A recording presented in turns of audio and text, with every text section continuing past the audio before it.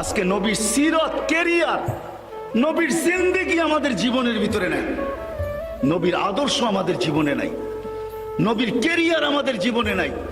আরে বিজাতির কথা তো পড়ে, বিজাতির কথা তো পড়েই, রাগ হয়ে যাবেন বললে? হ্যাঁ, নবীর সুন্নত আমাদের ঘরে দীক্ষিত।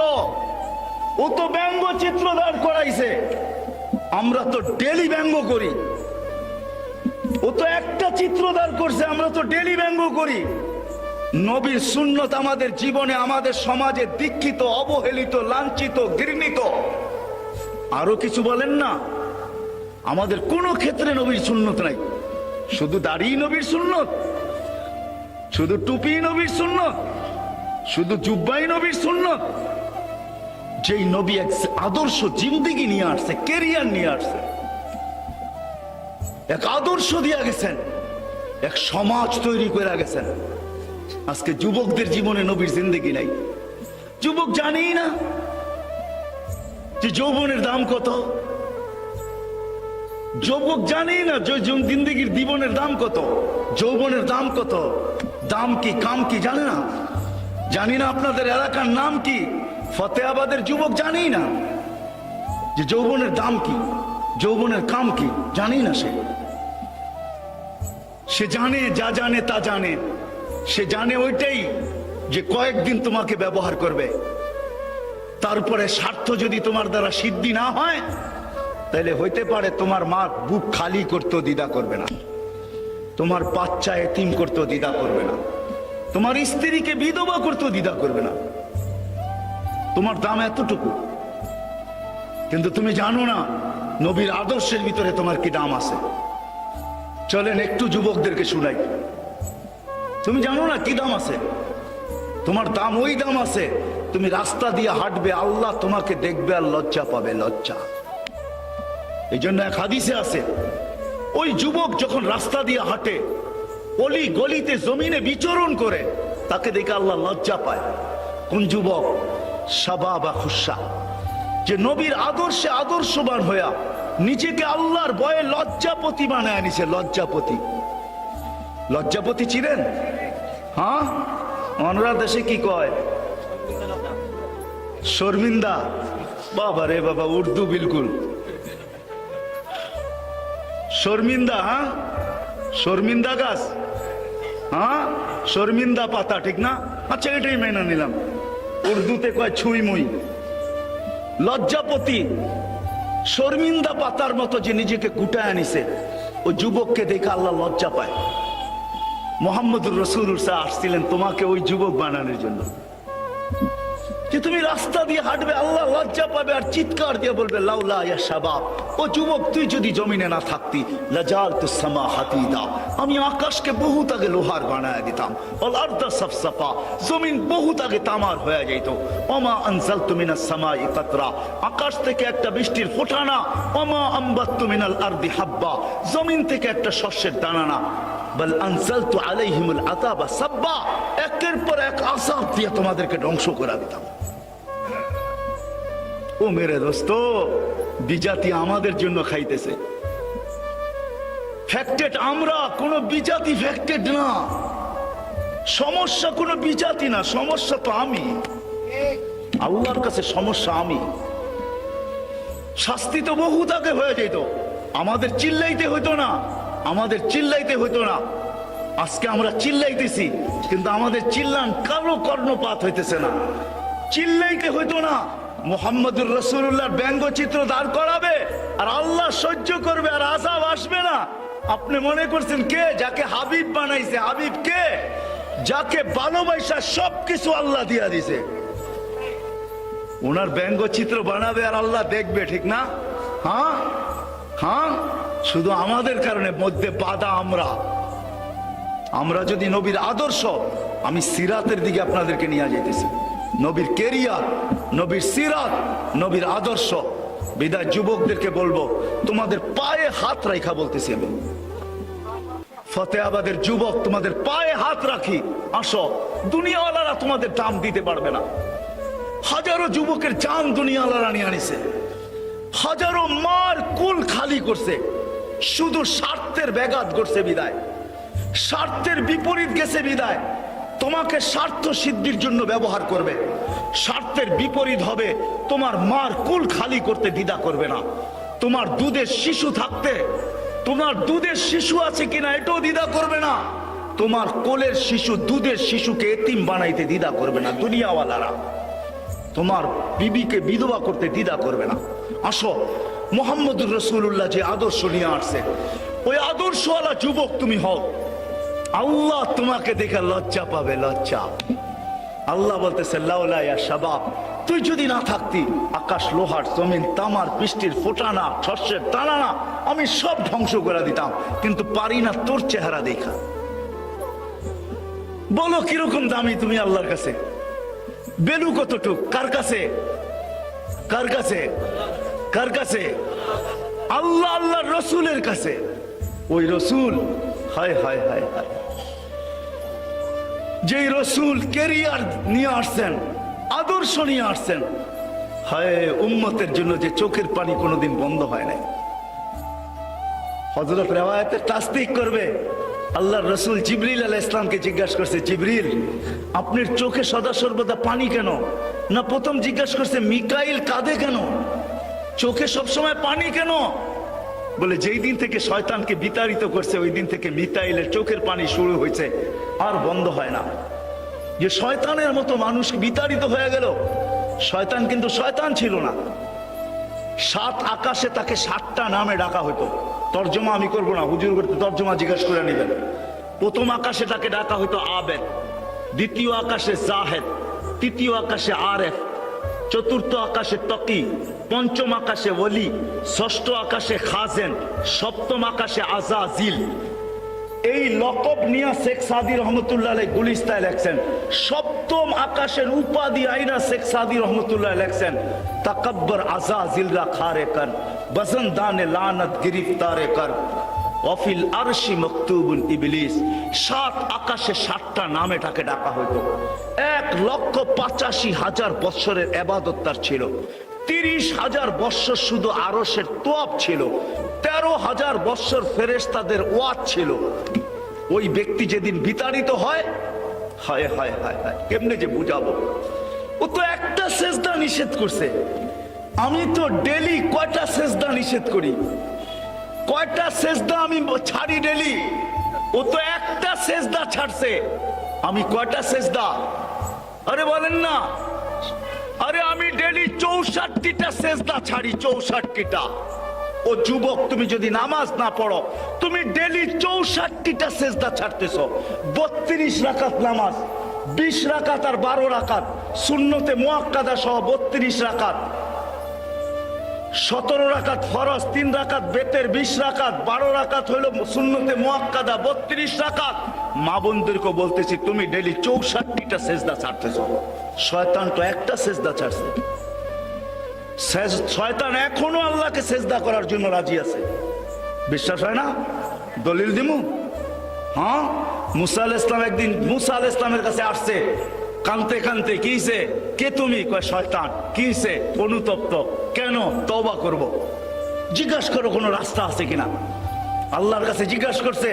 আল্লাহ বলছে এই দিলাম আদম আলাইহিস সালামের কবরের ঠিকানা দিলাম তোমাকে, ওরে যায় বলো কবরে একটা সেজদা মাইরা দিতে, মাফ করে দিব। আয়েশা বিকালে দেখা হয়েছে, কি হলো ভাই? কই যে ঠিকানা নিয়ে আসছি। আল্লাহ বলছে একটা সেজদা কবরে মেরা দিতে, মাফ করে দিবে। কই জিন্দা ছিল তখনই করি নাই, মরাটারে কি সেজদা করবো?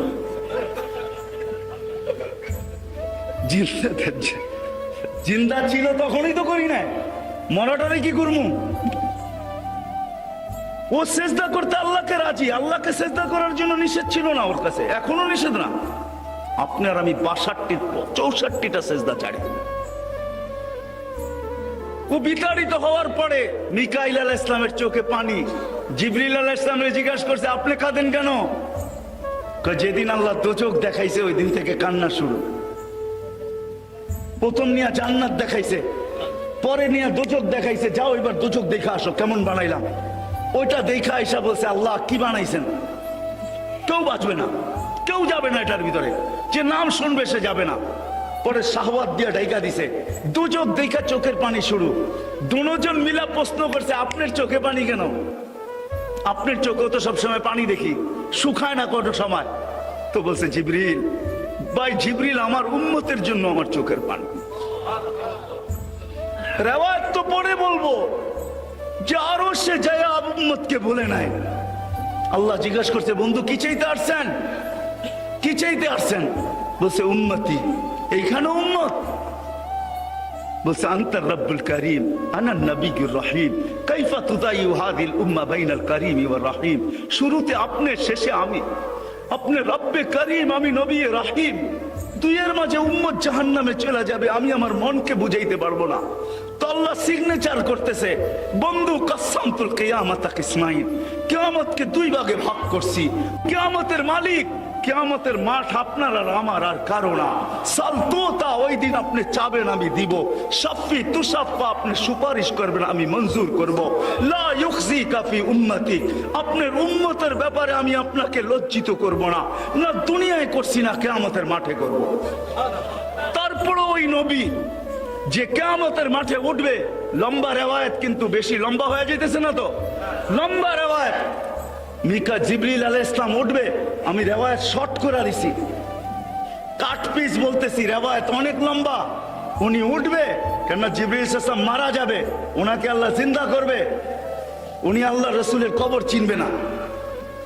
উনি উঠার পরে কাঁদবে, কেননা সব মরা যাবে। আল্লাহ কুদরত দিয়া ৩-৪ জনকে প্রথম পয়দা করবে, জিবরিল, মিকাইল, ইসরাফিল, মালাকুল মউত। জিবরিল কাঁদবে, ৩ জন জিজ্ঞাসা করবে কাঁদো কেন? একটু পরেই তো ইসরাফিলকে সিংহায় ফু দিবে, ফু দেওয়ার হুকুম আসবে, নফখাতুন নুশুর বলে, দ্বিতীয় সিংহায় ফু, আমরা উঠবো, সব উঠবে। আর আমাকে হুকুম হবে আল্লাহর হাবিবকে মাকামে মাহমুদে নিয়ে আসো। কিন্তু আমি ওনার কবর ভুলে গেছি, মৃত্যুর পরে কোথায়? তো ৩ জন বলবে সহজ মাসলা, ফাসআলিল আরদা, তুমি জমিনকে জিজ্ঞেস করো। তো উনি জমিনকে জিজ্ঞেস করবে আইনা কবর আল হাবিব, আল্লাহর বন্ধুর কবর কোথায়? তো জমিন জবাব দিবে দাক্কানি আল্লাহু দাক্কা ফানাসিতু, আল্লাহ আমাকে প্রথম সিংহায় এরকম ছানা ছানছে, আমিও ভুলা গেছি, এরকম ধুনা ধুনছে, আমিও ভুলা গেছি, রাখছি কোথায়? ওই দিন আল্লাহর রসুলের কবর থেকে নূর বাহির হবে, নূর। আজকে না, ওই দিন নূর, নূর, নূর, নূর, নূর, হাত্তা ইয়াসআদ আরশার রহমান, জয় আল্লাহর আরশের নূর ঠেকবে। জিবরিল আলাইহিস সালাম হুকুম দিবে, আল্লাহ আমার বন্ধুকে নিয়ে আসো। নূর দেখা চিনবে এটা হাবিবুল্লাহর রওজা। কবর আয়েশা পার মারবে আর বলবে কুম ইয়া হাবিবার রহমান, আল্লাহর বন্ধু উঠবে। হায় হায় হায় হায়, ফতেপুরের মানুষ, ফতেহাবাদের মানুষ, নবী কবর থেকে উঠবে। রেওয়ায়েত তাহকিক করবে উলামা, আমি শুধু বইলা যেতেছি, তাহকিক পরে করে নিয়েন। উঠবে, ওহুয়া ইয়াবকি ওয়া ইয়াকুল, চোখে পানি নিয়ে উঠবে, পানি নিয়ে, চোখে পানি নিয়ে উঠবে। ফতেহাবাদের যুবক, তোমার জন্য চোখে পানি নিয়ে উঠবে। ওহুয়া ইয়াবকি ওয়া ইয়াকুল, বলতে বলতে উঠবে জিবরিল আইনা উম্মতি, আমার উম্মত কই এটা বলো। আমার উম্মতকে কি আমার আগে উঠে ফেলছো? আওয়াসালা শফির জাহান্নাম, আমার উম্মত কি পুলসিরাতের কিনারে চলে গেছে, তারপরে আমাকে উঠাইতে আসছো? তো জিবরিল কসম খাবে, ওয়াল্লাহি বিইজ্জতিহি ওয়া জালালি, আল্লাহর ইজ্জত আর জালালের কসম, মা শাক্কাল আরদা আহাদুন ইল্লা আনতা, আপনি বুঝাইতে পারি নাই। ওই আদর্শ নিয়ে আসছে, মা বোনদেরকে ওই দামি বানাইতে আসছে, আনছে, আসছে ওই দামি বানাইতে। সারা দুনিয়া যাবে আল্লাহর জিয়ারতে, আল্লাহ যাবে এই উম্মতের কিছু মা বোনের জিয়ারতে, আল্লাহ নিজে যাবে, নিজে, আল্লাহ নিজে যাবে, জিয়ারতে যাবে, জিয়ারতে। কে যাবে? কে যাবে? কে যাবে? সমগ্র জগৎকে, এই উম্মতের কিছু মা বোন আছে আল্লাহর রসুলের আগে জান্নাতে যাবে। আল্লাহ রসুল জিজ্ঞেস করবে তোমরা কারা, আমার আগে কেন জান্নাতে যাইতেছ? তো হাসি দিয়া বলবে ইয়া রাসূলুল্লাহ, আপনারই উম্মত। তো বলবে আমার আগে কি কইরা? বলে আপনার থেকে শিখেই তো যাইতেছি। কার থেকে শিখা? আপনার আদর্শ শিখেই যাইতেছি। যৌবন অবস্থায় আমাদের স্বামী মারা গেছে, আমাদের ছোট ছোট বাচ্চারা এখানে স্বামী মারা গেছে। আপনার আদর্শের ভিতরে শুনছি আমরা আমাদের যৌবনকে, এই যৌবনকে আমরা ধরে রাখছি, মাটির সাথে বিলীন করে দিছি। বাচ্চাগুলাকে বুকে নিয়ে পড়া রয়েছি, এদেরকে মানুষের মতো মানুষ করছি, কোথাও বিয়ে বসি নাই। যৌবন একদিন মাটির সাথে মিশা গেছে, আমরাও একদিন কবরের সাথে মিশা গেছি। আপনার আদর্শকে ধরে রাখছি তো আল্লাহর রসুল তাদেরকে বলবে সাবাস, আহলান ওয়া সাহলান, তোমরাই আমার আগে যাওয়ার উপযোগী, তোমাদেরকে সালাম দিতেছি, সেলুট দিতেছি। নবী আদর্শ নিয়ে আসছে, ওই আদর্শ নিয়ে আসছে নবী। আজকে আমি লম্বা করতে চাইতেছি না, আমি লম্বা করতে চাইতেছি না, ওই আদর্শ নিয়ে আসছে। কেরিয়ার আমাদেরকে দিয়া গেছিলেন, সিরত দিয়া গেছিলেন, আদর্শ দিয়া গেছিলেন। নবীকে আল্লাহ পাক মডেল বানায় পাঠাইছিলেন, মডেল।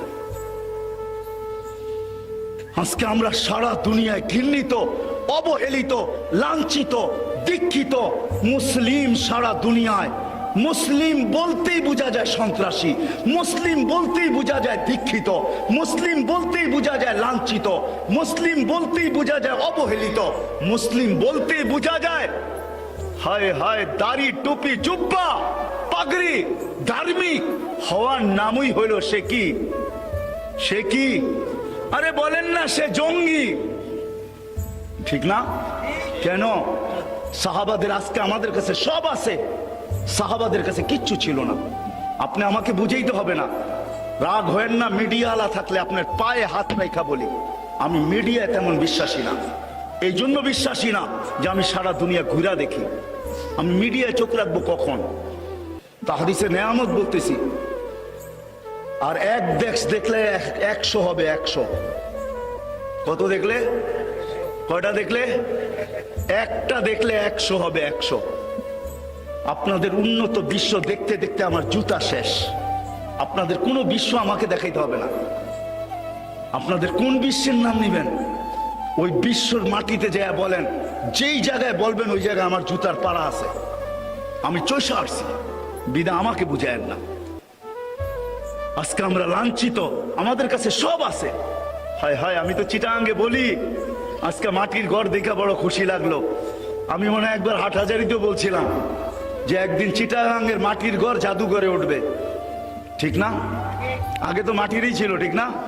কি ঐতিহ্য আছে না নাই? হ্যাঁ আছে, হ্যাঁ ঐতিহ্য আছে। আরে মাটির ঘর আছে নাকি?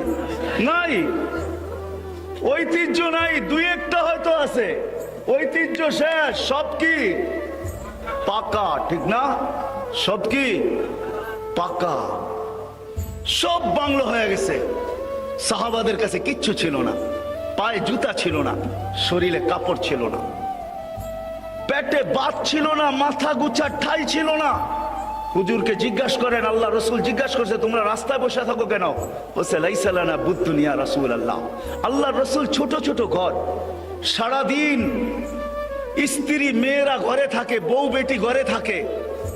এর ভিতরে যদি আমরাও যে ঢুকা বসে থাকি, ওরা সহজভাবে চলতে পারবে না। আমাদের ঘরে জায়গা নাই, আমরা রাস্তায় বসি। রাত্রে একটু সুযোগ পাইলে যে মাথা গোছার জন্য ইমাম গাজালি রহমতুল্লাহ আলাইহি কিতাব লেখছেন। ওই কিতাবের ভিতরে লেখছেন ফি বাইতিন ইউস্তার, সাহাবায়ে কেরাম ঘরে যাইতেন একটু মাথা গোছার জন্য, একটু আরাম করার জন্য যাইতেন ঘরে। যখন আর টিকতে না পারতেন রাত্রে, তো একটু মাথা গুছানোর জন্য ঘরে যেতেন। ছোট্ট ছোট্ট ঘর, জায়গা ছিল না, সত্য। পেটে ভাত ছিল না, পাথর ছিল, পায়ে জুতা ছিল না, গায়ে কাপড় ছিল না। কিন্তু বাদশাহ ছিল, বাদশাহ মেঘকে ডাকলে আসতে বাধ্য হইতো, বাধ্য। বাদশাহ ছিল, মেঘকে ডাকলে আসতে বাধ্য হইতো। নবী সাথে নাই। সমুদ্রে ঘোড়া দৌড়াইতে চাইলে সমুদ্র রাস্তা দিতে বাধ্য হতো। 2 কিলোমিটার না, আপনাদের কর্ণফুলীর মতো নদী না, 27 কিলোমিটার। কয় কিলোমিটার? 27 কিলোমিটার। বাহরাইন যখন স্বাধীন করে, তো সাহাবায়ে কেরাম নদীর উপর দিয়া সমুদ্রের উপরে ঘোড়া দৌড়ায়া বাহরাইনে ঢুকছেন। আমি দুইবার মরক্কো গেছি, দুইবার। উকবা বিন নাফে রাদিয়াল্লাহু তাআলা আনহু যেখানে আটলান্টিকের ভিতরে গোরা নামায়া দিয়া বলছিলেন, লাউ আলিমতু ওয়ারা হাদাল পাহারি মা সাদ্দানি হাদা, কেউ যদি আমাকে বলতে পারে এই সমুদ্রের ওই পারে কোনো মানুষ আছে, তো এই আটলান্টিক আমার জন্য বাধা না। যেখান থেকে আটলান্টিক পাড়ি দিতে নিউ ইয়র্ক নাক বরাবর, আমি ম্যাপ ফালায়া দেখছি দুইবার, নাক বরাবর New York, Casablanca to New York 8 ঘন্টা প্লেন চলার পরে নিউ ইয়র্কে যায় নামে, 8 ঘন্টা আটলান্টিকের উপর দিয়ে চলে। আর সাহাবী রাসূল বলে আমি ঘোড়া দিয়ে পার হয়ে যাব। বাদশাহ ছিলেন, বাদশাহ, পেটে ভাত ছিল না, পায়ে জুতা ছিল না। আরে পুরুষ তো পুরুষ, মহিলা পর্যন্ত ওই জঙ্গল আমি দেখছি আমার এই দুই চোখে। উম্মে হারাম রাদিয়াল্লাহু তাআলা আনহা যেই জঙ্গলে সিংহকে ডাইকা কানের ভিতরে ধরে বলতেছে, আমি মুহাম্মদুর রাসূলুল্লাহর গোলাম, আমাকে খাওয়ার জন্য তোকে পয়দা করে নাই, আমার উপরে থাবা দিলে জান তোর যাবে, আমার কিচ্ছু হবে না। কান ধরে বলতেছে আমাকে লোকালয়ে নিয়ে চল। তো সিংহ পায়ের কাছে মাথা রেখে মাপ চাইতেছে, বলতেছে তোকে এখন মাপ করা যাবে না, তুই আগে লোকালয় দেখা আমাকে। তো পিঠে বসায় লোকালয় পৌঁছেছে, তারপরে সিংহের বাসা খুলে দিছে, জবান আল্লাহ, আরবি ভাষায় বসে মাফ করে দেন, বলে যা তোকে মাফ করে দিলাম, আল্লাহ মাফ করে দেন। বাদশাহ ছিল মহিলা, যুবক ছিল বাদশাহ, সব মুহাম্মদুর রাসূলুল্লাহর আদর্শে ছিল, আদর্শে কিচ্ছু ছিল না, আদর্শ ছিল আর কিচ্ছু ছিল না। মুহাম্মদুর রাসূলুল্লাহর জিন্দেগি ছিল এদের কাছে, গড়ে ছিল, বাহিরে ছিল। আরে যদি আপনাদের অ্যানালাইসিস করার মতো ব্রেন থাকে, অ্যানালাইসিস বুঝেন, বুঝার মতো যদি আপনাদের ব্রেন থাকে, তাইলে আমি আপনাদেরকে বুঝাইতে চাইতেছি। যুদ্ধের ময়দানে পিপাসায় কাতর হয়ে মরতেছে, নিজের বাই পানি নিয়ে আসছে, যখন মুখে পানি দিবে গ্লাস হাতে দাঁড়ায় দিছে, পাশের থেকে চিৎকার আসছে, পানি। গ্লাস হাতের থেকে সরায়া দিয়া বাইর হাতে উঠায়া দিয়া বলতেছে ওর প্রয়োজন বেশি, আগে ওর কাছে দৌড়াও। আপন ভাই গ্লাস নিয়ে ছুটছে ওর কাছে, ছুটছে ওর কাছে, যখন ওর হাতে গ্লাস ধরায়া দিছে আরেকজনের আওয়াজ আসছে পানি। তো দ্বিতীয় জন বলতেছে ওর পানির প্রয়োজন বেশি, দৌড়ো আমার গ্লাস উঠাও হাতে, দৌড়াও ওর কাছে। ওর কাছে পৌঁছতে পৌঁছতে ও দুনিয়ার থেকে শেষ। আসছে দ্বিতীয় জনের কাছে, ও দুনিয়ার থেকে শেষ। আসছে আপন ভাইয়ের কাছে, ও দুনিয়ার থেকে শেষ। ও মুহাম্মদুর রাসূলুল্লাহ এই আদর্শ শিখায়া গেছে, কারোটা মাইরা খাওয়া শিখায়া যায় না,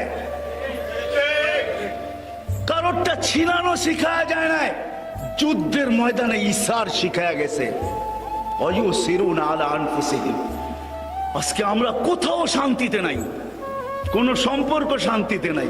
হায় রাগ হয় না, আমি তো বলি বাংলার জমিন উল্টায় যাওয়া হালাল হয়ে গেছে। হালাল, হালাল বোঝেন, বৈধ। আমি সহ উল্টায় গেলে বৈধ, আর আমি চাই উল্টায় যাক। যেই সমাজে মা 5 টুকরা, কয় টুকরা হয় নাই? 5 টুকরা। আপনারা তো মিডিয়া আমার চেয়ে বেশি দেখেন। 5 টুকরা হয় নাই? কে টুকরা করছে? ছেলে মাকে 5 টুকরা। ওই মা আবু হুরায়রা রাদিয়াল্লাহু তাআলা আনহু জিজ্ঞেস করছে, আবু হুরায়রা রাদিয়াল্লাহু তাআলা আনহুকে জিজ্ঞেস করছে এক যুবক, মায়ের হক আদায় করতে চাই, কি করবি বেটা? বলে পিঠে উঠাবো মদিনার থেকে, তারপর পায়ে হাইটা যাব মক্কাতুল মুকাররমা 470 কিলোমিটার, তারপর বলে তারপরও পিঠের থেকে নামাবো না। 5 দিন কন্টিনিউ, হজের 5 দিন মাকে পিঠে নিয়ে হজ করাবো, তারপর বিদায় হজ করে মাকে নিয়ে আবার হাইটা মদিনায় এসে নামাবো। হক আদায় হবে? তো বলছে বেটা তোর মাকে, মা তোকে পেটে নিয়ে যে একদিন কষ্ট করছে ওইটার হক আদায় হবে না, দুধের হক তো পরে। ওই মাকে, যেই মা বাবার ব্যাপারে আল্লাহ ওসিয়ত পাঠাইছে, ও আসাইনাল ইনসানা, কোরআনে আল্লাহ সবচেয়ে বড় ওসিয়ত। ওই মা, ইমাম গাজালি রহমতুল্লাহ আলাইহি লেখছেন, তোর মা তোকে নিয়ে যে কষ্ট করছে, এটা যদি যান্ত্রিক রূপ দেওয়া যেত, দুনিয়ার যত বড় কঠিন পাহাড়, পাথরের পাহাড় নির্বাচিত করা হোক, আর ওটার উপরে নিক্ষেপ করা হোক লাখ শাক্কাল জিবাল, পাহাড় টুকরা টুকরা হয়ে যেত। ওই মা বিদায় হজের দিন আল্লাহ রসুল মার কবর জিয়ারত করতে উপরে উঠছেন, অনুমতি নিয়ে সাহাবায়ে কেরামের, নামতেছেন না। আমি 2 বার আম্মাজানের কবর দেখছি, আমেনার কবর। বিদায় আমি বলতে পারি না, ওইখানে যাইতেও পারি না। ওটা বলতে গেলে আমি ধরে রাখতে পারি না নিজেকে, কেন ওই চিত্র আমার সামনে বাইসা ওঠে। 6 বৎসরের ছেলে, মা মারা যাইতেছে ওই পাহাড়ের চূড়ায়, তো জিয়ারত করার জন্য উঠছেন, জিয়ারত করতেছে মাথার কাছে বসা। আমি হাদিস শর্ট করতেছি, কান্নার আওয়াজ নিচ পর্যন্ত আসতেছে, সময় লম্বা হইতেছে, সাহাবায় অধীর হয়ে গেছেন। সবাই আবু বকর, ওমর, ওসমানকে পাঠাইতেছেন, যাও তোমরা। আল্লাহ রসুল নামতেছে না, কান্নার আওয়াজ আসতেছে। ওনারা উপরে উঠছেন, পিছিয়ে দাঁড়াইছেন, তো কান্নার ভিতরে আল্লাহ রসুল বলতেছে, মা তুই যদি জীবিত থাকতি, আমি যদি ফরজ নামাজ শুরু করতাম, সূরা ফাতিহাকে শেষ করতাম, সুম্মা বাদাতু সূরা, সূরাও শুরু করতাম, সুম্মা নাদাইতানি, ও মা তারপরে যদি তুই আমাকে একটা ডাক দিতি, ইয়া মুহাম্মদ বলা, আল্লাহি লা ফাতাতুস সালাহ, আমি নামাজ ছাড়া দিতাম, চিৎকার দিয়ে উঠতাম, লাব্বাইক ইয়া উম্মি, ও মা আমি উপস্থিত। যেই নবী মার মর্যাদা শিখাইছে, যেই নবী বাপের মর্যাদা শিখাইছে। লম্বা হয়ে যাবে, যুবক এসে অভিযোগ করছে, আমি 2 হাতে খরচ করি। আছে কিছু যুবক আছে এখনো বাপের খরচ সহ্য করতে পারে না, ঠিক না? যুবক কামাই করলে, বাপ খরচ করলে সহ্য করতে পারে না। আমি বিদেশ থেকে কামায়া পাঠাই, তুমি তোমার মন মতো খরচ করো। আমি কত কষ্ট করে পাঠাই, ঠিক না? ওই যুবকও অভিযোগ করছে, আল্লাহ রসুল তার বাপকে ডাইকা পাঠাইছেন। বাস সাহাবীকে জিজ্ঞাসা করছে, অবেলা কেন রাখলো? বলে তা তো জানি না। কে আছে আল্লাহ রসুলের কাছে? তোমার ছেলেকে বসা দেখছি। বাপের ছেলে, বাপে বুঝা ফেলছে আমার ছেলে কোনো অভিযোগ করছে। বাপ মনে মনে কবিতা আবৃত্তি করতে করতে আসতেছিল, এখনো পৌঁছতে পারে না আল্লাহ রসুলের কাছে। জিবরিল আলাইহিস সালাম চলে আসছে, আয়েশা বলতেছে আসতেছে, সালাম দিবে, আপনিও জবাব দিবেন, কিন্তু বসার আগে কবিতাগুলো শুনে নিবেন। সে কি কবিতা পড়তেছিল? তার কবিতা শুধু আপনাকে কাঁদাবে না, এর আগে আল্লাহর আরশকে হেলায়া দিছে কবিতা। যদিও সে ঠোঁট দিয়া উচ্চারণ করে নেয়, যদিও সে জিহ্বা হেলায় নেয়, তার মনের কবিতা আল্লাহর আরশ হেলায়া দিছে। আল্লাহ রসুল জিজ্ঞাসা করছে, কবিতা শোনাও। বলছে, মান আখবারাকা, আপনাকে খবর কে দিল? আমার তো ঠোঁটও হেলে নাই, জিহ্বাও নড়ে নাই, মনে মনে আবৃত্তি করছি। আল্লাহ রসুল বলতে, নাব্বানি আল আলিমুল খাবীর, আল্লাহ খবর দিয়া দিছে, শোনা। কবিতা শোনানোর সময় আমার কাছে নাই, 2-1টা তর্জমা করতেছি, শুধু আমি তর্জমা করতেছি। আল্লাহ রসুল বলতেছে, ওই লোক ব্যক্তি বলতেছে, আমি কবিতা আবৃত্তি করতেছিলাম, আমি একা ছিলাম, মনে বড় স্বপ্ন ছিল বিয়ে হবে, স্বপ্ন আল্লাহ পূরণ করছে। এখন আর আমি একা নাই, 2 জন। এখন আমাদের 2 জনের স্বপ্ন কবে আমাদের কুল ভরবে? আমরা 2 জন স্বপ্ন দেখতেছিলাম, আল্লাহ আমাদের কুল ভরা দিছে। যেদিন আমাদের কুল ভরছে, ওদিন আমরা 2 জনে একই অঙ্গীকারে আবদ্ধ হয়েছি যে আজকের থেকে আর আমরা আমাদের জন্য বাঁচবো না, বাঁচবো তো কলিজার টুকরার জন্য বাঁচবো। এরম মনে হয় প্রত্যেক মা বাবা, ঠিক না? মনে হয় বুঝাইতে পারি না আপনাদেরকে। প্রত্যেক মা বাবা সন্তান হওয়ার পরে নিজের জন্য বাঁচে না। ফতেহাবাদের রিক্সাওয়ালা সারা দিন, কোনো দিন যায় না যে গালি না খায়া বাড়িতে না ফিরে, থাপ্পড় না খায়া বাড়িতে না ফিরে। কি সত্য তো? সিএনজি আলা, ভ্যান আলা, বাইক আলা, কি গালি ছাড়া, রিক্সাওয়ালা গালি ছাড়া বাড়িতে ফিরে? কিন্তু তারপরেও কেন সে আবার পরের দিন রিক্সা হাতে নেয়? কেন? বৃষ্টি আসতেছে, কি বৃষ্টি আসতেছে? হ্যাঁ, সামান্য উঠাউঠি করে না, শেষ শেষ হয়ে গেছে, শেষ শেষ জায়গায় চলে আসছি আমি। উঠাউঠি করেন না, রহমত আসছে, রহমত, বৃষ্টি আসে নাই। হ্যাঁ, রহমত আসছে, বৃষ্টি আসে নাই। এটা বৃষ্টি না, রহমত। বৃষ্টির সময় দোয়া কবুল হয়, হুজুরের জিজ্ঞাসা করেন, যত সময় দোয়া কবুল হয় ওটার এক সময় হলো বৃষ্টি। সব বৃষ্টি বৃষ্টি না, এটা রহমতের বৃষ্টি। নবীর শানের বৃষ্টি আসতেছে, শানের, নবীর সিরাতের বৃষ্টি আসতেছে। তো ওই সাহাবী বলতেছিল, আজকের থেকে আমরা 2 জন নিজেদের জন্য বাচ্চা ছেড়া দিছি। লম্বা কাহিনী আর যাইতেছি না। আল্লাহ রসুল কানতে কানতে যুবকের কলার ধরে বলছেন, আনতা ওয়া মালুকা লি আবিকা। নবী আমাদেরকে কেরিয়ার দিয়া গেছেন, আদর্শ দিয়া গেছেন। ওই আদর্শ ছাড়ার কারণে সব আছে, সব আছে, সব আছে, টাকা আছে, পয়সা আছে, সব আছে, কিন্তু নবীর আদর্শ না থাকার কারণে। আমি আপনাদের পায়ে হাত রেখা বলবো, আজকে সবাই এখান থেকে ওয়াদা করেন, নবীর আদর্শকে আমাদের জীবনের আদর্শ বানাবো, নবীর সুন্নতকে আমাদের জীবনের সুন্নত বানাবো। ওয়াদা, নিয়ত না, ওয়াদা। যে ওয়াদা করতে পারেন সে হাত উঠান। যে ওয়াদা, বিশেষ করে যুবকদেরকে বলবো, কি ওয়াদা? পাক্কা, পাক্কা ওয়াদা না মা। যুবকদেরকে একটা কথা বলবো, তুমি তোমার যৌবনকে, তুমি তোমার মেধাকে, তুমি তোমার চিন্তাকে, তুমি তোমার বিদ্যাকে, সব কিছুকে, তুমি তোমার হোয়াটসঅ্যাপকে, তুমি তোমার ইমুকে, তুমি তোমার ভাইবারকে, তুমি তোমার নেটকে, সব কিছু আজকের থেকে ব্যয় শুরু করো যে আমি নবীর আদর্শ শিখবো। আর নবীর আদর্শ মানুষের কাছে ছড়ায়া দিব, মানুষের ঘরে ঘরে ছড়ায়া দিব, জীবনে জীবনে ছড়ায়া দিব। আমরা যেদিন থেকে নবীর আদর্শবান হব, খোদার কসম, দুনিয়ার কোন কাফের, দুনিয়ার কোন ব্যক্তি, যত বড় ব্যক্তিত্ব হোক, যত বড় সম্রাট হোক, আল্লাহর রসুলের বিরুদ্ধে দাঁড়াবে।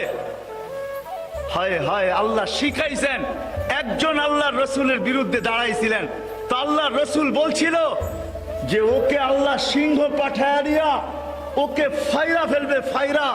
ওই সিংহ এখনো আল্লাহর খাজিনায় আছে না নাই? আছে না নাই? আল্লাহর কাছে ওই কুকুর এখনো আছে, কালবুম মিন কিলাবির রহমান, আল্লাহর ভান্ডারের কুকুর এখনো আছে। আপনার হাত কালো করতে হবে না, আমার হাত কালো করতে হবে না, শুধু আপনাকে আমাকে নবীর কেরিয়ার আলা হইতে হবে, নবীর আদর্শে আদর্শবান হইতে হবে। আমি সাথে সাথে একটা, এই মজমাকে একটা কথা বলবো, আমাদের হাত পাও বাঁধা, আমাদের মুখ বাঁধা, আমরা যদিও ভিতর থেকে রক্তক্ষরণ হইতেছে, আমরা ওইভাবে নবীর বিরুদ্ধে যারা বলে তাদের বিরুদ্ধে আমরা দাঁড়াইতে পারি না, কেননা আমাদের হাত পাও বাঁধা। ঠিক না? সত্য তো, সত্য তো।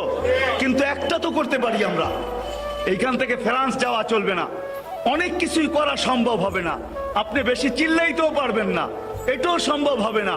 কিন্তু আমি আপনাদের কাছে ওয়াদা নিব, আজকে একটা করা সম্ভব, সেটা হলো প্রতিদিন এই মজমা, যতদূর আমার আওয়াজ যায়, মা বোনদের পায়েও হাত রেখা বলি, প্রতিদিন আজকের থেকে ফ্রান্সের ফয়সালা, নবী দুশ্মনদের ফয়সালা আকাশ থেকে যতদিন পর্যন্ত না আসে, আমি ডেলি 2 রাকাত সালাতুল ইস্তেগাসা পড়ব। 2 রাকাত পড়বেন? কে কে পড়বেন ওয়াদা করেন তো? 2 রাকাত। তকি উসমানী রহমতুল্লাহ, তকি উসমানী মুদ্দাজিল্লুল আলী, উনি বলেন, উনি 2 দিন আগেও বলছেন যে আমরা কিচ্ছু করতে পারি না, আমরা রাত্রে উঠা, আমি রাত্রে বলবো না ওনার মতো, ওনার উনি বলেন যে 2 রাকাত নামাজ পড়ে তো আমার মনের কথাটা আমি আল্লাহকে বলতে পারি না, পারি না। আস-সাজিদু ইয়াসজুদু আলা কদমাই রহমান, সিজদাকারী আল্লাহর কদমে কুদরতি পায়ে মাথা রাখা দেয়। ইদা সাজাদাল আবদ ইরতাফাল হিজাব বাইনাহু ওয়া বাইনার রহমান, যখন সিজদায় যায় তো আল্লাহ আর তার মাঝের ভিতরে সব পর্দাগুলো সরে যায়। মুসা আলাইহিস সালাম 70,000 পর্দার এই পারের থেকে কথা বলছে। আমরা যখন কথা বলতে যাবো তো আমাদের মাঝে আল্লাহর মাঝে কোনো পর্দা থাকে না। ওই অবস্থায় আমি আল্লাহর কাছে বলি, আল্লাহ আমাদের হাত পাও বাঁধা, নবীর ব্যথায় আমাদের রক্ত ক্ষরণ হইতেছে, আল্লাহ আমরা কাউকে বলতে পারি না, আল্লাহ আমি তোর কদমে বলতেছি, আল্লাহ তোর কুকুরদের ভিতর থেকে একটা কুকুর নির্ধারণ কর। তোর কাছে কুকুরের অভাব নাই, তোর সৈন্যের অভাব নাই, তোর ডিফেন্সের অভাব নাই, তোর কুদরতের কোনো সীমা নাই, তোর ক্ষমতার কোনো সীমা নাই। আল্লাহর কাছে আমরা বলি, আমি আপনাদের পায়ে আবার হাত রেখা বলতেছি, ওয়াদা করেন যে আজকের থেকে আমি 2 রাকাত নামাজ পড়বো, যেটা সালাতে ইস্তেগাসা ফ্রান্সের বিরুদ্ধে পড়বো, বিরুদ্ধে বিরুদ্ধে। ওয়াদা, ওয়াদা। আল্লাহ আমাকেও আমল করার তৌফিক দান করো, আপনাদেরকেও আমল করার তৌফিক দান করো। ওমা আলাইনা ইল্লাল বালাগ। পাইলেও সমস্যা, না পাইলেও সমস্যা। যারা পায় নাই তারাও সমস্যায় ভুগতেছে, আর যারা পাইছেন তারাও সমস্যায় ভুগতেছেন। এই জন্য আব্দুর রহমান ইবনে আউফ রাদিয়াল্লাহু তাআলা আনহু, পাওয়া যদি কোনো আসল সমস্যা হইতো তাহলে উনি আশারায় মুবাশশারার অন্তর্ভুক্ত কোনো দিন হইতেন না। কেননা উনি যখন দুনিয়ার থেকে বিদায় নেন, ওই সময় ওনার কাছে যে টাকা ছিল, আজকে বাংলাদেশের 5 থেকে 6 বছর বাজেট করা যায়। বাজেট এতটুক পরিমাণ ওনার কাছে ছিল, কিন্তু এত বড় পাওয়াও কোনো বাধা হয় নাই। আবার ওই সমাজের ওই সাহাবিও দেখা যাবে যে ক্ষুধার তাড়নায় মাটিতে গড়াগড়ি করতেছে। মানুষ বিভিন্ন রোগ ভাইবা তাকে চিকিৎসা দিতেছেন, আর নিজেই বলতেছেন আবু হুরায়রা রাদিয়াল্লাহু তাআলা আনহু যে ক্ষুধা, আমার তো কোনো রোগ ছিল না, ছিল ক্ষুধা ছিল, কোনো রোগ তো আমার ছিল না। মানুষ ভাবত আমি এই রোগে আক্রান্ত, কিন্তু রোগ আমার কাছে ছিল না, আমার কাছে ছিল তো ক্ষুধা ছিল, আর কিচ্ছু ছিল না। সমাজের দুইটা ছাইডই আছে, কেন ওনাদের দিল ভরা ছিল। আর এটার জন্য দুইটা জিনিস লাগবে, না হলে কোনোদিন হবে না। যদি একটা হয় তাও হবে না, একসাথে দুটোই লাগবে। আজকে আমাদের সমস্যা এটাই আমাদের সমস্যা। যারা আমরা দিলকে ভরতে চাই, আসলে আল্লাহ যে পাইল, আল্লাহ রসুলকে যে পাইল, সেই হাকিকি বাদশা। দুনিয়ার জীবন তো 60-70 বৎসরের, ইতিহাস তো বেশি দূরে যাইতে হবে না। নারায়ণগঞ্জের জন্য সোনারগাঁয়ে গেলেই বেশি দূরে আর যেতে হবে না, কেননা সোনারগাঁও আছে ঈশাখানাই। এটা তো দুনিয়ার দিক দিয়া। দিনের দিক দিয়েও যদি দেখতে যান, যে দিনদারির দিক দিয়া, তাহলে সোনারগাঁয়ে পাশাপাশি দুটোই রাখা আছে। 1268 সনে আবু তায়ামা রহমতুল্লাহ আলাই মাদ্রাসার ভিত্তি স্থাপন করছেন সোনারগাঁয়ে। ওই ভিত্তি স্থাপনের জায়গাটাও এখনো আছে, আর ওই কাঠটাও এখনো আছে, যে পাথরে খোদাই করে লেখা হয়েছে, ওইটাও এখনো রাখা আছে। কিন্তু আবু তায়ামা রহমতুল্লাহ আলাই নাই। এরকম কেউই নেই, সবাই চলে গেছে, আমরাও চলে যেতে হবে। কিন্তু কামিয়াব তো ওই ব্যক্তি হবে যেই ব্যক্তির দিলটা ভরা যাবে। আর দিল ওই সময় ভরবে, দিল আল্লাহ রসুল ছাড়া কোনো জিনিস দিয়া ভরা সম্ভব না। আপনি আমাকে বুঝাইতে পারবেন না, আমিও হয়তো আপনাদেরকে বুঝাইতে পারতেছি না। দিল ভরবে আল্লাহ রসুল দিয়া। এই জন্য সাহাবা দুনিয়া দিয়া দিল ভরতে চান নাই। ইচ্ছা করলে পারতেন, এমন না যে ওনারা পারতেন না, পারতেন। দুই একটা উদাহরণ যদি টানেন তাইলে বোঝা যাবে। আচ্ছা বলেন, যাদের ইশারায় মেঘ আসতো, যাদের কথা মেঘ শুনতো, পায়ের নিচের মাটিটা তো মেঘের চেয়ে বেশি দূরত্ব না, ঠিক না? না মাটিটা বেশি দূরত্ব, মেঘটা বেশি কাছে? কোনটা দূরত্ব বেশি? মেঘটা বহুত দূরত্ব, ঠিক না? যারা মেঘকে অধীন করতে পারতেন, তারা মাটিকেও যা কিছু তা বলতে পারতেন। যাদের কথা বন্য প্রাণী বুঝতে পারত, এখনো তো ওই জঙ্গল রাখা আছে, আপনি ঘুরলেও দেখে আসতে পারবেন। টিউনিসিয়ায় ওই জঙ্গল রাখা আছে, যেই জঙ্গলের পাশে দাঁড়ায় সাহাবায়ে কেরাম বলছিলেন, সকাল পর্যন্ত তোমাদেরকে সুযোগ দিলাম, নাহনু রাসূলুল্লাহ, আমরা আল্লাহর রসুলের প্রতিনিধি, সকাল পর্যন্ত তোমাদেরকে সুযোগ, জঙ্গল খালি করে দাও, নাইলে সকালে তোমাদেরকে গণহত্যা করব। ওই জঙ্গলও রাখা আছে, ওইখানে ওনাদের হাতের মসজিদ এখনো বানানো রাখা আছে। সকাল পর্যন্ত বন্য প্রাণী জঙ্গল ছাড়তেও বাধ্য হয়েছে।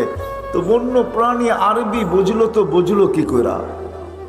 যারা এটা পারতেন, ওনারা দুনিয়াও কিছু না কিছু করতে পারতেন, ঠিক না? হ্যাঁ না, পারতেন না?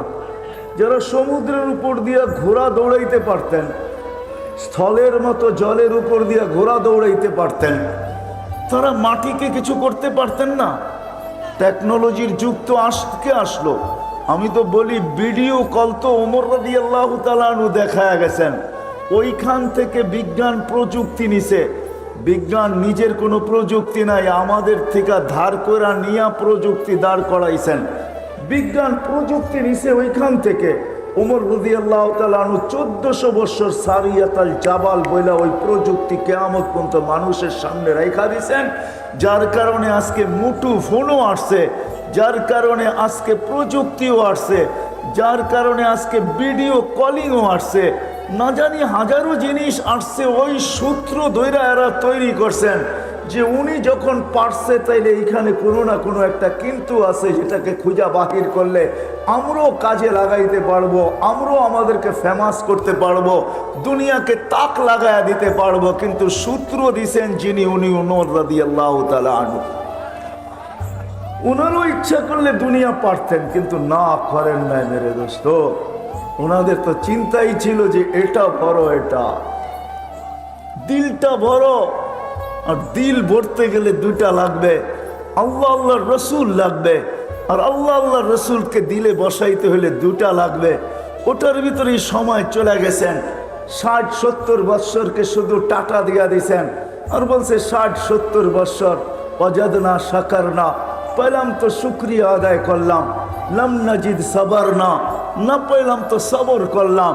কেননা মরার পরে তো রাখাই আছে, দনি তো ইনশাআল্লাহ এটাই আসবে, ইলা রাউহি ওয়া রাইহান ইলা রব্বিন গায়রি গাজবান। চলো ওই জগতের দিকে যেটা সুখ শান্তিতে ভরা। সুখ আর শান্তি কি দেখছ? সুখ শান্তিতে ভরা। চলো এরকম প্রভুর কাছে যে তোমার উপরে রাগান্বিত নয়, বরং তোমাকে দেখলে আনন্দময়, তোমাকে দেখলে খুশি হবে, তোমাকে দেখলে আনন্দিত হবে, তুমিও দেখা আনন্দ পাবে, তুমিও আল্লাহর দিদার করবে, তোমারও সাক্ষাৎ হবে। এই কথাই ওনারা ভাবতেন। এই জন্য দুনিয়ার দিকে কখনো মুখ দেন নাই, সদা সর্বদা এই ভিতরটাকে ভরার চিন্তায় ছিলেন। ওটা আল্লাহ আল্লাহর রসুল দ্বারা ভরে, আর আল্লাহ আল্লাহর রসুলকে ভিতরে ঢুকাইতে হলে দুটা লাগবে। শুধু মেহান্নত করলে হবে না যে আমি সারাদিন মেহান্নত করলাম, চাই মেহান্নত যেই লাইনেই হোক, আপনি সারাদিন মেহান্নত করলেন না, এটার সাথে আরেকটাও লাগবে। এই জন্য সাহাবায়ে কেরাম দুটোই করতেন, দুটোই ছিল ওনাদের জীবনে, একটা মেহান্নত, একটা হক্কানিয়াতের সোহবত। মেহান্নতও লাগবে, আবার হক্কানিয়াতের সোহবতও লাগবে। হক্কানিয়াতের সোহবত, মেহান্নতও লাগবে, আবার হক্কানিয়াতের সোহবতও লাগবে। এই জন্য সাহাবায়ে কেরাম মেহান্নতও করতেন, আবার আল্লাহ রসুলের কাছে যায় সোহবতের মাধ্যমে যেই মেহান্নত করতেছেন ওটা হইতেছে কি হইতেছে না, কতটুক বনতেছে। হয়তো একটা ছোট্ট উদাহরণ দিলে দেখা যাবে। আচ্ছা, বাচ্চা যখন কনসেপ্ট হয়ে গেছে তো সময় মতো তো আসবেই, ঠিক না? কি আমার কথা বোঝেন? বাচ্চা যখন কনসেপ্ট হয়ে গেছে, পেটে চলে আসছে, তো এটা তো 10 মাসের মাথায় আসবেই, ঠিক না? আর ও আসবে তো চিৎকার দিতে দিতেই তো আসবে। মনে হয় বোঝেন নাই, আসার আগেই তো মাকে পাগল করে ফেলবে, ঠিক না? যেটাকে প্রসব বেদনা বলে, তো মাকে পাগল করে আসে না, তো আসবেই তো।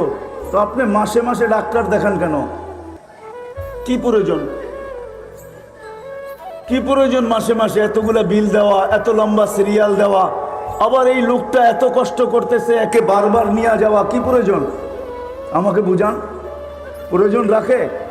যেদিন বাচ্চা চিৎকার দিতে শুরু করলো আসার জন্য, মাকে পাগল বানাইতে শুরু করলো, ওই মুহূর্তেই যান। হয়তো সিজার হবে, নাইলে নর্মাল হবে, দুটার একটা তো হবেই, ঠিক না? হয়তো বাইপাস হবে, নাইলে ডাইরেক্ট হবে, ঠিক না? দুইটাই তো আমাদের দুনিয়ার রাস্তা, ঠিক না? সহজ রাস্তা হলো বেশি ব্যথা হয়, সিজার করো, তাড়াতাড়ি খালাস করো, ঠিক না? আপনি মাসে মাসে কেন যান? এই জন্য যাই যে দেখার জন্য পজিশন কিরকম, ঠিক না?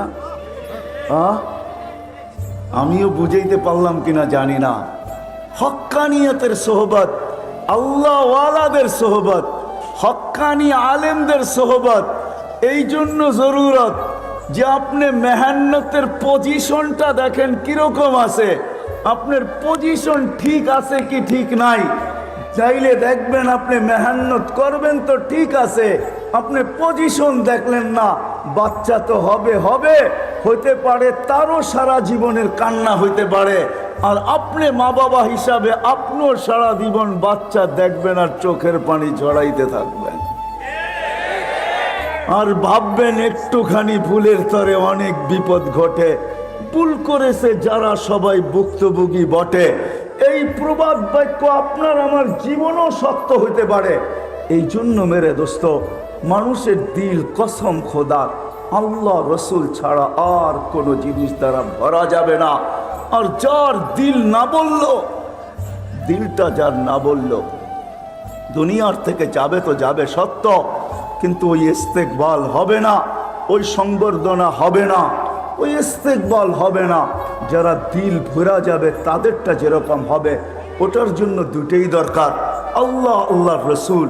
আর আল্লাহ আল্লাহর রসুলকে ভিতরে ঢুকাইতে হইলে মেহনত, চাই সেটা বন্দেগীর লাইনে হোক, চাই সেটা জিকিরের লাইনে হোক, চাই সেটা তেলাওয়াতের লাইনে হোক, চাই দুনিয়াতে যতগুলা লাইনই আছে সব লাইনের হোক, কিন্তু সাথে সাথে সোহবত লাগবে যে আপনার মেহনত ঠিক হইতেছে কি হইতেছে না। নাইলে দেখা যাবে একদিন আমি মেহনত করতে করতে সময় মতো তো আমি ঢোলা পড়ব, মৌতের কোলে ঢোলা পড়ব, ওই বাচ্চার মতো সময় মতো সে চিৎকার দিতে দিতে চলে আসবে। হইতে পারে সারা জীবনের সেও কান, তারও চোখের পানি ঝরতে পারে, আর তাকে যখন দেখবে তো মা বাবারও চোখের পানি ঝরতে পারে। আর সেই কথাই বাস্তব প্রমাণিত করবে যে একটুখানি ভুলের তরে অনেক বিপদ ঘটে। ভুল করেছে যারা সবাই ভুক্তভোগী বটে, তখন আমারও এরকম হতে পারে যে আমি মেহনত করতে করতে করতে করতে করতে একটা পর্ব আসবে যখন থাবা আমার কাছে চলে আসবে, তো আর ওই সম্বোধন হয়তো আমার কাছে আসবে না, যেই সম্বোধন চিরাচরিত মেহনত আর সোহবতের মাধ্যমে আসার কথা। কেননা আমার কাছে মেহনত আছে, সোহবত নাই। এই জন্য এরকম কেউ যদি সোহবত নিল কিন্তু মেহনত একটুও করলো না, তাহলে সোহবত যে তার ভিতরে সব কিছু আইনা দিবে এটাও না, দুটোটাই লাগবে, মেহনতও লাগবে, সোহবতও লাগবে। কথা কিন্তু শেষ। এই জন্য আপনাদের কাছে দরখাস্ত, মৃত্যুর আগেই কিন্তু দিলটাকে গড়তে হবে। আর ভরার জন্য মেহনত, আবার হক্কানিয়াতের সোহবত, হক্কানি ওলামা, হক্কানি আল্লাহওয়ালা। আর আমি সারা দুনিয়া ঘুরার পরে বলতেছি, যেই সুযোগ সুবিধা আল্লাহ বাংলাদেশের মানুষকে দিছেন, মক্কা মদিনা বাইতুল মুকাদ্দাস, এটাকে নিয়ে আলোচনাও করা যায় না, তুলনাও করা যায় না। দুনিয়ার কোনো মাটিকে আল্লাহ এই সুযোগ সুবিধা দেন নাই, কোনো মাটির মানুষকেই আল্লাহ দেন নাই। বাংলাদেশের মানুষকে আল্লাহ এতটুকু সুযোগ সুবিধা দিছেন। আমার মনে হয় কেন যে দিছেন, ভাবতে ভাবতে আমি মাঝে মাঝে একা একাই ভাবি যে মনে হয় আল্লাহ বাংলাদেশের মানুষকেও বেশি ভালোবাসেন, আর এই মাটিকেও আল্লাহ বেশি ভালোবাসেন। যার কারণে মাঝে মাঝে দুই একটা উদাহরণও আমার সামনে চলে আসে।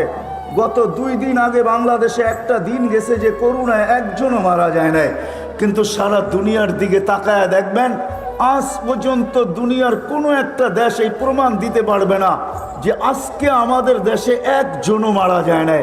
কিন্তু বাংলাদেশে প্রমাণ দিতে পারতেছে যে 2 দিন আগে বাংলাদেশে করোনায় একজনও মারা যায় না, আক্রান্ত হয়েছে বটে কিন্তু মারা যায় না। এই মালাটা আমাদের গলায় আসছে। মনে হয় এই মাটিকেও ভালোবাসেন, মাটির মানুষকেও ভালোবাসেন। হাজারো সময় আমাদের এখানে মুসিবত চলে আসে, ভূমিকম্প শতবার আসছে কিন্তু বিপর্যয় আজ পর্যন্ত হয় নাই। 10 নম্বর মহাবিপদ সংকেত উঠছে, ফ্ল্যাগও উঠছে, কিন্তু কোনো বিপর্যয় ঘটে নাই। বিদায় আমি বলতে পারি, সজোরে বলতে পারি, বাংলাদেশের মানুষকেও আল্লাহ ভালোবাসেন, মাটিকেও ভালোবাসেন। নাইলে এই মানুষ, এই দেশের মানুষের জন্য এত সুবিধা আল্লাহ দিবেন কেন যে এরকম কোনো এলাকা নাই, গলি নাই যে গলিতে একটা হক্কানি মাদ্রাসার সাইনবোর্ড না আছে, একটা হেফজুখানা না আছে। যান আপনি নারায়ণগঞ্জের গলিগুলো দেখা এসে আমাকে বলেন, এমন কোন গলি আছে যেই গলিতে একটা ছোট্ট হেফজুখানার সাইনবোর্ড না আছে, একটা মক্তবের সাইনবোর্ড না আছে, এত মসজিদ এই দেশে কেন দিবে, এত মাদ্রাসা এই দেশে কেন দিবে, এত মক্তব এই দেশে কেন দিবে, এই দেশে কেন দিবে আল্লাহ, এত আলেম ওলামা কেন দিবে, এত আল্লাহ ওয়ালা কেন দিবে, এত কেন দিবে যে যারা আল্লাহর রসুলের আশেক এরকম রাত্র দেখে না, বৈশা মাটিতে বসছে তো বসছেই, চাতকের মতো আল্লাহ আল্লাহ রসুলের কথা সারা রাত অবধি শুনতে বাজে, সারা রাত অবধি শুনতেছে, পুরো রাত্র বৈশা। আপনাদের এটা তো হয়তো 12টা 1টা শেষ হয়ে যাবে, কিন্তু যান সিলেট অঞ্চলে, ময়মনসিংহ অঞ্চলে, বিভিন্ন অঞ্চল আছে সারা রাত্র ওয়াজ হয়, ঠিক না? মানুষের কমই নাই, জোয়ার। এই জন্যই এই কথাগুলো আমাকে বলে যে বাংলাদেশের মাটিকেও আল্লাহ ভালোবাসে, মানুষকেও ভালোবাসে। এই জন্য বাংলাদেশকে যে সুযোগ সুবিধা দিছেন, হক্কানি আলেমদেরকে আল্লাহ মনে হয় যেরকম মাটিকে বিছায়া দিছেন, এই জমিনে এরকম বিছায়া দিছেন, হক্কানি আল্লাহ ওয়ালাদেরকেও বিছায়া দিছেন। এই জন্য আসেন, কথা শেষ, সবাই আমরা আজকে থেকে ওয়াদা করি যে মরার আগেই কিন্তু ভিতরটাকে গড়তে হবে। যদিও আমাদের চোখ ভরা গেছে, কিন্তু বাচ্চার মতো চোখ ভরছে কিন্তু দিল ভরে নাই, বাচ্চার তো পেট ভরছে কিন্তু চোখ ভরে নাই। কিন্তু চোখ ভরতে হলে আল্লাহ আল্লাহ রসুল ছাড়া বড়ার কোনো বিকল্প রাস্তা নাই।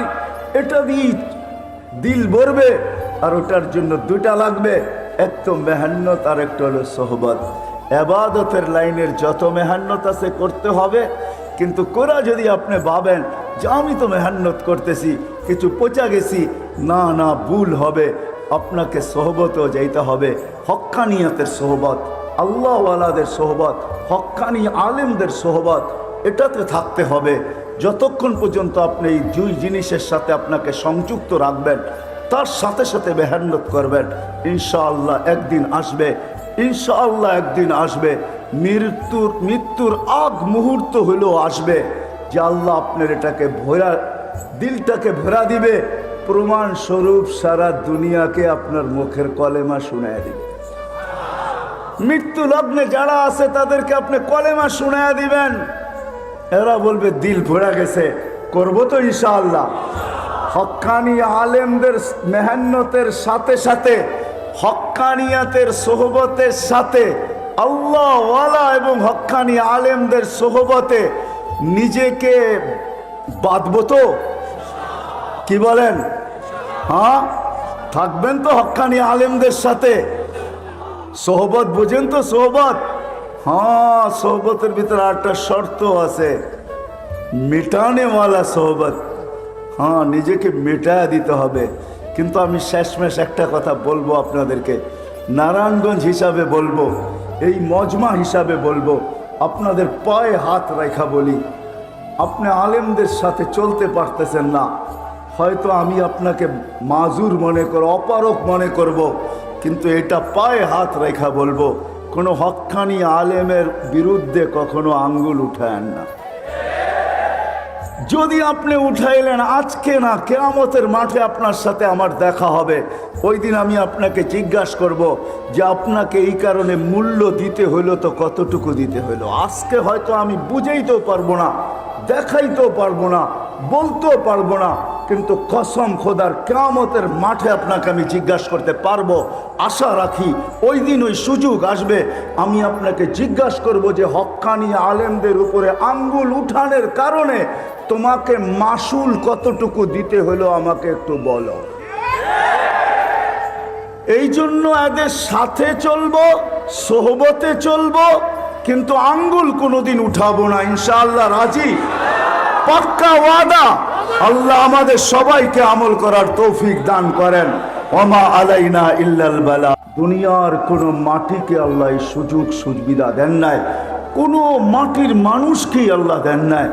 বাংলাদেশের মানুষকে আল্লাহ এতটুকু সুযোগ সুবিধা দিছেন, আমার মনে হয় কেন যে দিছেন, ভাবতে ভাবতে আমি মাঝে মাঝে একা একাই ভাবি যে মনে হয় আল্লাহ বাংলাদেশের মানুষকেও বেশি ভালোবাসেন, আর এই মাটিকেও আল্লাহ বেশি ভালোবাসেন। যার কারণে মাঝে মাঝে দুই একটা উদাহরণও আমার সামনে চলে আসে। গত 2 দিন আগে বাংলাদেশে একটা দিন গেছে যে করোনায় একজনও মারা যায় নাই, কিন্তু সারা দুনিয়ার দিকে তাকায় দেখবেন আজ পর্যন্ত দুনিয়ার কোনো একটা দেশ এই প্রমাণ দিতে পারবে না যে আজকে আমাদের দেশে একজনও মারা যায় নাই। কিন্তু বাংলাদেশে প্রমাণ দিতে পারতেছে যে 2 দিন আগে বাংলাদেশে করোনায় একজনও মারা যায় না। আক্রান্ত হয়েছে বটে, কিন্তু মারা যায় না। এই মালাটা আমাদের গলায় আসছে। মনে হয় এই মাটিকেও ভালোবাসেন, মাটির মানুষকেও ভালোবাসেন। হাজারো সময় আমাদের এখানে মুসিবত চলে আসে, ভূমিকম্প শতবার আসছে, কিন্তু বিপর্যয় আজ পর্যন্ত হয় নাই। 10 নম্বর মহাবিপদ সংকেত উঠছে, ফ্ল্যাগও উঠছে, কিন্তু কোনো বিপর্যয় ঘটে নাই। বিদায় আমি বলতে পারি, সজোরে বলতে পারি, বাংলাদেশের মানুষকেও আল্লাহ ভালোবাসেন, মাটিকেও ভালোবাসেন। নাইলে এই মানুষ, এই দেশের মানুষের জন্য এত সুবিধা আল্লাহ দিবেন কেন? যে এরকম কোনো এলাকা নাই, গলি নাই, যে গলিতে একটা হক্কানি মাদ্রাসার সাইনবোর্ড না আছে, একটা হেফজোখানা না আছে। যান আপনি নারায়ণগঞ্জের গলিগুলো দেখা এসে আমাকে বলেন, এমন কোন গলি আছে যেই গলিতে একটা ছোট্ট হেফজোখানার সাইনবোর্ড না আছে, একটা মক্তবের সাইনবোর্ড না আছে? এত মসজিদ এই দেশে কেন দিবে? এত মাদ্রাসা এই দেশে কেন দিবে? এত মক্তব এই দেশে কেন দিবে? সাল্লাল্লাহু আলাইহি ওয়া আলা আলিহি ওয়া আসহাবিহি ওয়া আতবাইহি ইলা ইয়াউমিদ্দিন। أما بعد فأعوذ بالله من الشيطان الرجيم بسم الله الرحمن الرحيم ألا بذكر الله تطمئن القلوب وقال رسول الله صلى الله عليه وسلم عن الله تبارك وتعالى أنا مع من ذكرني। অত্র মাহফিলের সম্মানিত সভাপতি, উপস্থিত ওলামায়ে কেরাম, নারায়ণগঞ্জের বিভিন্ন এলাকা থেকে আগত মুসলমান ভাইয়েরা, যেই পর্যন্ত লাউড স্পিকারের আওয়াজ পৌঁছতেছে পর্দার অন্তরালে মা ও বোনেরা, কোরআন হাদিস থেকে যতটুকুই তেলাওয়াত করলাম আশা রাখি একই সামনে রেখে অতি অল্প সময় কিছু কথা রাখবো, সাথে সাথে দোয়ার দরখাস্ত। আল্লাহ আমাকে, আপনাদেরকে, সমগ্র শ্রোতাকে সঠিক জিনিসকে বুঝা, শিখা এবং মানার তৌফিক দান করেন। মানুষ যদিও নাকি সৃষ্টির সেরা, সৌন্দর্যের দিক দিয়েও সৃষ্টির ভিতরে সবচেয়ে সুন্দর, শ্রেষ্ঠত্বের দিক দিয়েও সৃষ্টির ভিতরে সবচেয়ে সেরা।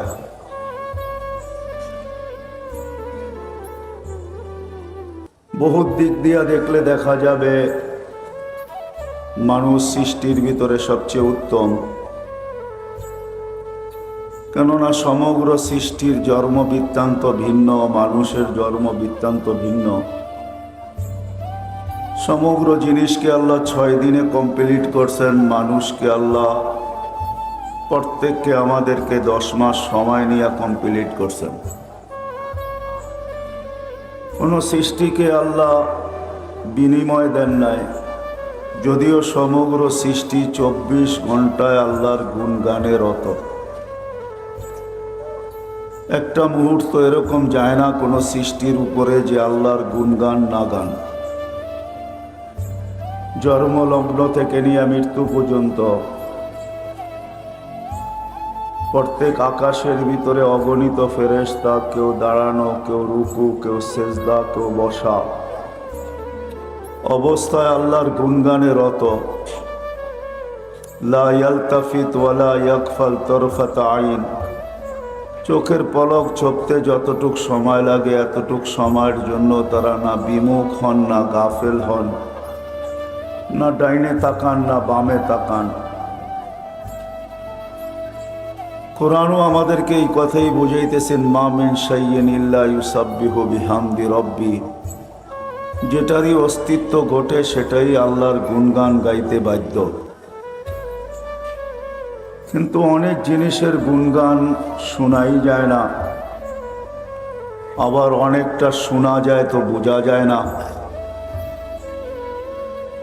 আল্লাহ আমাদেরকে এটার সমাধান দিছেন, ওয়ালাকিন লা তাফকাহুনা তাসবিহাহুম।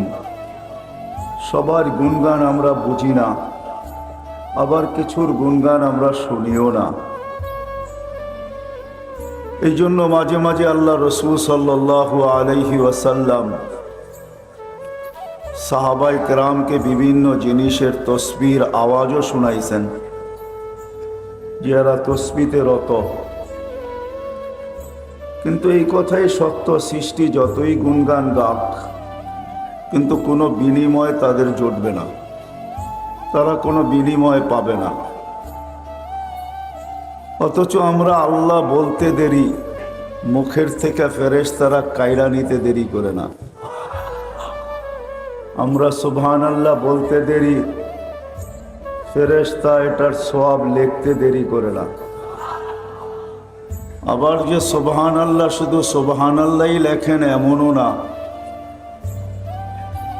তো হাদিসের আলোকে দেখা যায় যে সুবহানাল্লাহর সওয়াব যখন লিখতে শুরু করে, তো আল্লাহ আমাদেরকে পরিধিটা বুঝাইছেন যে এটার পরিধি কতটুকু জায়গা এটায় প্যাক করে বা কতটুকু জায়গা ভরা যায়, ওটা দ্বারা ধারণা করলেই বোঝা যাবে এটা লেখে তো কিরকম লেখে।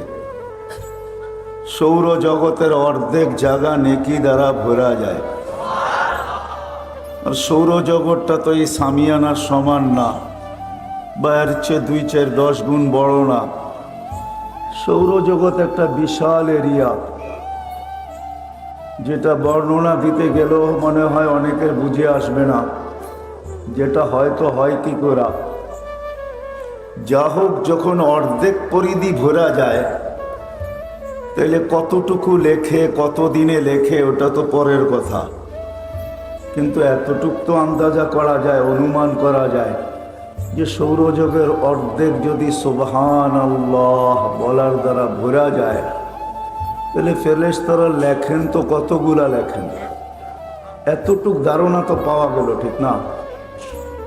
অথচ সমগ্র সৃষ্টি কিন্তু 24 ঘন্টা আল্লাহর গুণগানে রত, কিন্তু কোনো বিনিময় নাই। মানি আমি এই কথা সত্য। জিবরিল আলাইহিস সালাম ফেরেশতাদের সর্দার, নবীদের কাছে কোরআন নিয়া ওহী নিয়ে আসতেন। শুধু একজনের কাছে না, 1.25 লক্ষ। আবার 313 জন রসুলের কাছে ওনার আনাগোনা ছিল। প্রতি রমজানে একবার কমসে কম আল্লাহর রসুল থেকে কোরআন শুনতেন এবং শোনাইতেন। আমরা আলিফ লাম মিম পড়তে দেরি, 30 নেকি পাইতে আমরা দেরি করি না। কিন্তু জিবরিল আলাইহিস সালাম কোনো বিনিময় পাবেন বলে মনে হয় না যে ওনাকে কোনো বিনিময় দেওয়া হবে। বিনিময় দিতে হলে তো কোনো একটা পুরুষ মর্যাদা, অন্য জিনিস। কিন্তু আমরা প্রত্যেকটা জিনিসের বিপরীতে, নেকের বিপরীতে আল্লাহর কাছে বিনিময় চাই। সেটা জান্নাত রূপে আল্লাহ আমাদেরকে দিবেন। তো সমগ্র সৃষ্টির গুণগানে রত বটে, কিন্তু কোনো বিনিময় নাই। তারা কোনো বিনিময় পাবে না। অথচ আল্লাহ আমাদেরকে ছোট ছোট কালেমার বদৌলতে বিরাট বিরাট বিনিময় দিবেন। কখনো দেখা যাবে আমাদের চুপ থাকারও বিনিময় পাবো, চুপ থাকার। নইলে হাদিসে এই শব্দ আসতো না, ইল্লা লিয়াসমুত, চুপ থাকো। অনেক সময় দেখা যাবে চুপ থাকার বিনিময়ও আমরা পাবো। যেখানে বলার ছিল বলি নাই, চুপ ছিলাম, তো এটার বিনিময়ও কিন্তু আল্লাহ আমাদেরকে দিবেন। নাইলে হাদিসে এই কথা কোনোদিন আসতো না, মান কানা ইউমিনু বিল্লাহি ওয়াল ইয়াউমিল আখির ফালিয়াকুল খায়রান ইল্লা লিয়াসমুত। ভালো বলতে পারলে বলো, নাইলে চুপ থাকো। তো চুপ থাকাটাও বিনিময় আমরা পাবো। যেমন ছোট্ট একটা উদাহরণ হাদিস থেকে দিলে হয়তো বুঝে আসতে পারে। এই উম্মত যদি গুনার নিয়ত করলো আর গুনাহ করলো না, তাইলেও কিন্তু একটা বিরাট বড় সওয়াবের গিফট পায়, গাঠি পায়। আল্লাহ আমাদেরকে বিরাট বড় একটা সওয়াবের গাঠি দিবে যদি গুনার নিয়ত করলো কিন্তু গুনাহ করলো না। নিয়ত করা বললো না করব না, বাদ দিয়ে দিল, তাইলেও কিন্তু একটা নেকি আমাদের লেখা হয়। তো যেটা বুঝাইতেছিলাম, মানুষ সৃষ্টির সেরা, রূপের দিক দিয়া সৃষ্টির দিক দিয়ে আমরা সেরা। আমাদের চেয়ে শ্রেষ্ঠত্ব আল্লাহ কাউকে দেন নাই। দ্বিতীয়, আল্লাহ আমাদের জীবনের প্রত্যেকটা মুহূর্তের বিনিময় রাখছেন, ভালো খারাপও, নেকও পাবে আবার গুণও পাবে, বিনিময় রাখছেন, কোনো সৃষ্টির বিনিময় রাখেন নাই। তৃতীয়, আল্লাহ সমগ্র জিনিসের ভোগ অধিকার আমাদেরকে দিচ্ছেন, কাউকে ভোগ অধিকার দেন নাই। হ্যাঁ, হয়তো আপনি প্রশ্ন তুলবেন, হাজারো জিনিসই তো ভোগ করে, কেউ এটা খায়, কেউ সেটা খায়, কিন্তু ঘোরাফেরা দেখবেন সব আমাদের জন্যই খায়। ছোট্ট একটা উদাহরণ যদি দেই, যে গরুকে তো দামি দামি ভুসিও খাওয়ানো হয়। হ্যাঁ, খাওয়ানো যেতে পারে, কিন্তু সে মোটা তাজা হয়তো আপনার আমার জন্যই হয়। দুধের ঝর্ণা খুলে দেয় তো আপনার আমার জন্যই খুলে দেয়। আপনার আমি দুধ থেকে হাজারো আইটেম বানাই। বিদায় মানুষ সৃষ্টির সেরাও অনেক দিক দিয়া, আবার সমগ্র ভোগ অধিকারও মানুষেরই, আবার মানুষের জীবনেরই বিনিময়।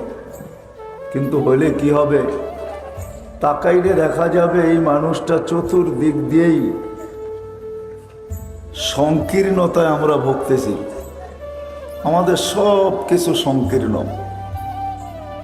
সংকীর্ণতার বর্ণনা দিয়ে শেষ করা যাবে না। মানুষ সংকীর্ণ, সংকীর্ণতায় আমরা ভুগতেছি। মানুষের সব দিক দিয়ে সংকীর্ণতা, সব দিক দিয়ে